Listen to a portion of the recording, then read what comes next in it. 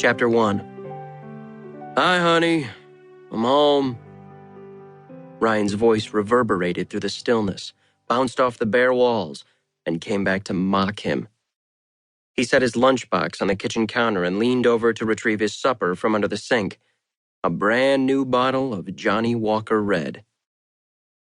Gripping the bottle by the neck, he moved to the living room and set it on the coffee table next to his vintage .357 revolver, the letter he'd written to his folks, and the picture of his platoon, Task Force Iron, 1st Armored Division, 4th Brigade.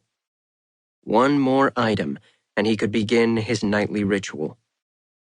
He retrieved the snapshot of Teresa from his billfold, laid it down, and took his place on the couch. Letter, pictures, gun, bottle. Teresa. Reaching out, he traced the laminated photo with his finger. His throat tightened. God, he missed her. How different his life would be if he hadn't insisted they go riding that morning 5 years ago.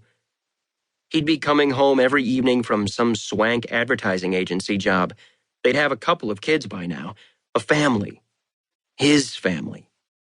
He'd be surrounded by love instead of this soul-sucking loneliness.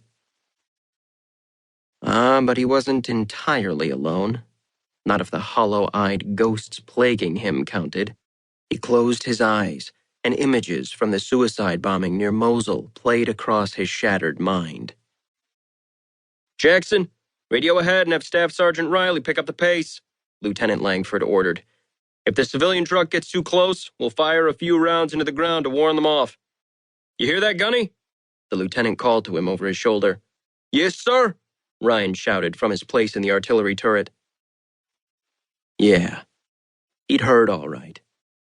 He should have aimed the M240B machine gun straight into the payload before the truck got anywhere near their platoon. If he had, the IEDs would have detonated in the desert instead of in the middle of their convoy. 5 soldiers died. Soldiers whose backs he'd sworn to protect. Familiar sensations gripped him. Sweat beaded his brow, and dread banded his chest until he couldn't draw breath. Powerless to stop it, he rode the wave of internal chaos, helpless to keep from being pulled under. Blow the suckers out of the sand! Shoot to kill! Shoot to kill! Lieutenant Langford shouted. Ryan opened fire, sending a flurry of metal casings raining down on their Humvee.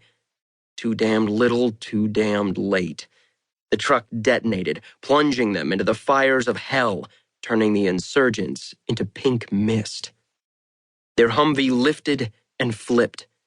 Jettisoned out of the turret, Ryan flew through the air amid the flaming debris and superheated particles of sand. Bones snapped and cracked on impact. Fire burned through his uniform. He rolled in the sand to put it out and tried to curl in on himself to protect his head. Unimaginable pain assaulted every inch of his broken body. Seconds passed. Pain-filled, life-altering seconds of mayhem followed by the moans and screams of the injured and dying. Choking on the smell of burning plastic and the acrid stench of singed hair and flesh, was it his? He opened his eyes to survey the damage. Bad decision. His best buddy lay in pieces, not 3 feet from him. The back of his skull had been blown away, along with most of his left side.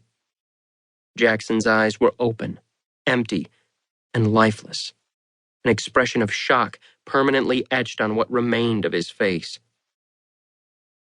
Ryan forced himself onto his side to vomit. Another mistake. Grit thrown by the desert wind peppered his raw, exposed burns. The edges of his vision darkened, the blackness spread, and the nightmare around him faded. Pressing his fists into his eye sockets, he tried to dislodge the memories eroding his psyche. Jackson had a wife and kid to get home to. His best friend had not deserved to die like that. No one deserved to die like that. The familiar vice-like guilt squeezed the air from his lungs, and rage roiled through him.